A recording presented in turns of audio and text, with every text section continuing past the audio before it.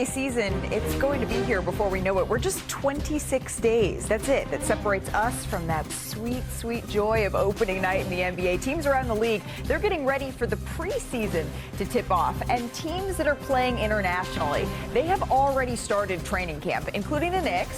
See Josh Hart there on the court with that brace on an injured finger as they get ready to open their season in Abu Dhabi, their preseason rather, against the 76ers. Joel Embiid, he's in the gym, but his status for those games and really for the season still up in the air. We hope to hear from him on Friday along with the rest of the Sixers for the first time since he had surgery back in April. So a lot of questions, right, surrounding the 76ers squad. It's a good thing we have the best in the business assembled to answer them. Bobby Marks, Tim Bontemps, I'm Malika Andrews. And Tim, by this time tomorrow, reporters, they should have met with Joel Embiid.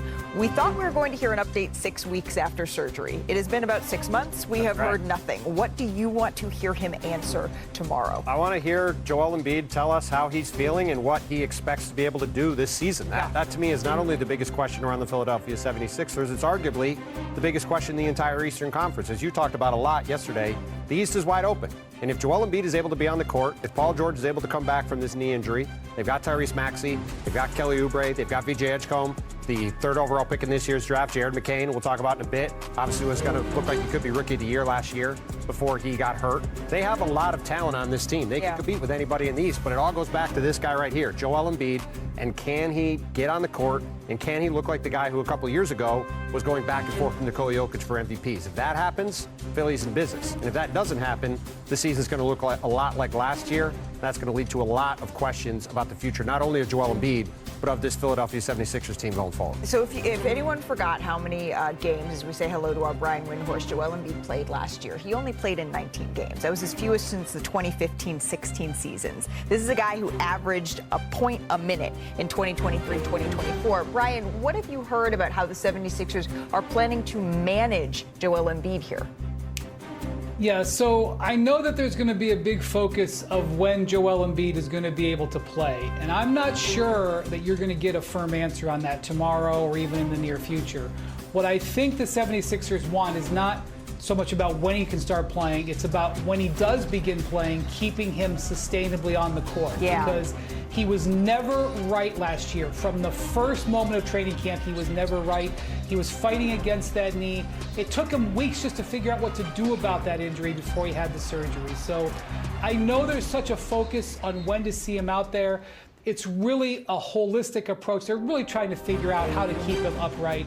And obviously, we also need to hear from Paul George, who had surgery in July, to see when his timetable might be. And I also want to point out, not to focus on the negative, they still have an unsigned key piece in Quentin Grimes, a restricted free agent who's been in a stalemate for months now. That is also unresolved. And Paul George, Nick Nurse, and Daryl Morey, the GM of the team, will all speak tomorrow. And Shams has said that Quentin Grimes, he may not even travel with the team on this upcoming international trip as they try to work out this contract here. I don't like this. I don't like that we've started this show in this segment, and I think if we had turned the word surgery into a drinking game, we'd all be drunk 5 minutes in. I don't like this, Bobby. So can you show us what it is the 76ers are actually dealing with, what they're looking at with their roster? It's the forgotten team, right? Remember last year's offseason winner, the Philadelphia 76ers? They go out and sign Paul George. They draft Jared McCain here. This is the roster. When we look at it, when it's healthy, I think it can compete with New York and Cleveland in the Eastern Conference. Of course, the question regarding Joel Embiid and Paul George and Jared McCain coming back from that injury. Tyrese Maxey, of course, is back. Here's some of the big questions when we look at Philadelphia. Which Joel Embiid and Paul George will we see this year? Both guys certainly limited last year with injuries. Did we learn anything from last year? Look at this. 15 games together, the big three, one game under 500. Malika, I think this backcourt, when you look at Maxey, McCain, Edgecombe, and I think, when they add Quentin Grimes, could be one of the better backcourts in the Eastern Conference. And the Achilles, the front court depth, when you look at it, at Dembona, Andre Drummond, Trendon Watford, Justin Edwards, I do think there's an Achilles with this Philadelphia team outside of the injuries. the front court depth where there could be something that they're going to have to address during the season. I just remember, and I've said this a couple of times, I went out to the 76ers training camp last season, Brian, and when I went out there, before a game had even been played, what Joel Embiid had told me was, okay, this team is assembled so that I can miss games. Of course, not play in only 19, but this is the way that this team was put together. I'm not sure I see what's different from last season to this season. Do you? No, I think the big concern about Joel Embiid is that he left Paris from getting his gold medal healthy. He was not dealing with any sort of significant knee thing, and when he came to work to begin working up for the season, he wasn't right. And, he searched for a way to deal with that, and, unless that is resolved, in all honesty, we're talking about a middle-of-the-pack team.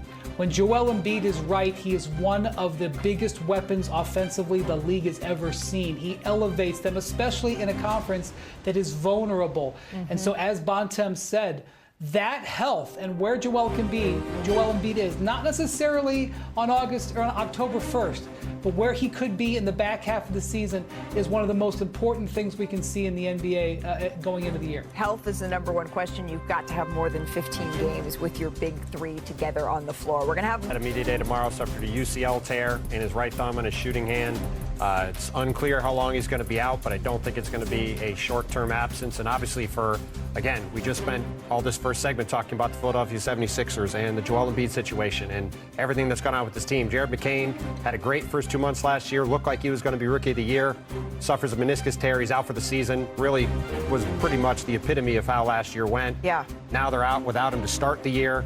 We don't know what's up with Quentin Grimes, who still is unsigned. The Joel Embiid situation, the Paul George situation, it's truly Groundhog Day in Philadelphia. Yeah. Very unfortunately, it's really remarkable we're doing this the day before media. It is so unfortunate for the 76ers. So again, Jared McCain here. We haven't seen him play since December when he suffered that first injury, and now he has an injury in his hand. Brian Windhorst, the impact of this on the 76ers before training camp even begins is what? Well, typically an injury like this is a 4 to 6 week injury. Obviously, it can vary player to player, but very likely this means that Jared McCain will not be ready to go at the start of the season. As Bobby mentioned earlier, the strength of this team is their guard depth. But, because of the uncertainty of Joel Embiid and Paul George, you're going to need that guard depth. And now that takes a hit. The biggest factor on here is what about Quentin Grimes? Quentin Grimes has been sitting around. Now he potentially gets a modicum of leverage because they're going to need that type of talent. They do have, good depth at ball handling. However, it also could mean some more playing time early for Vijay Edgecombe, their high lottery pick. That's one of the big excitement things to look at for the season. However, I'm going to say, you don't expect rookies to come in and instantly make gigantic impacts. So this is another setback, and now you have another player that you have uncertainty on when they're going to be able to play their first game. And if you're wondering where the UCL is, if, Matt, I could show our viewers on your hand, on your thumb, right? It's right here. So, and it is in Jared McCain's shooting hand. It is his right hand. So this is the injury right here that we're talking about, Bobby. What options do the 76ers have now? Well, paging Quentin Grimes. Yep. That's where we're at right now. Shams reported yesterday that certainly with Grimes, with the qualifying offer, that he wasn't even going to make the trip to when they go play overseas here. Does that make a sense of urgency?